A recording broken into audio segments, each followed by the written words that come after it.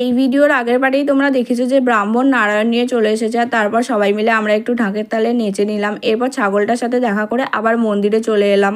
এবার অনেকেই এখন বসেছে পুষ্পাঞ্জলি দেবার জন্য। গন্ডি কাটার আগেও পুষ্পাঞ্জলি হয়, পরেও হয়, আমরা পরেরটায় দেব।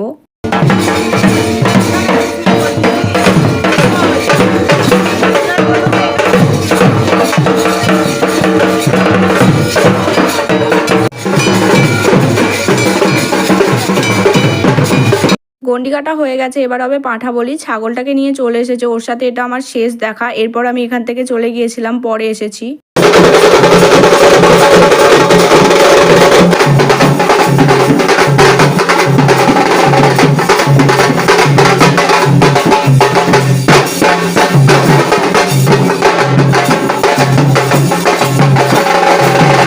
পুজো শেষ হতেই আমি সকালে বাবার সাথে বাড়ি চলে এলাম। তো এই ব্লগটা এই পার্টেই শেষ হলো।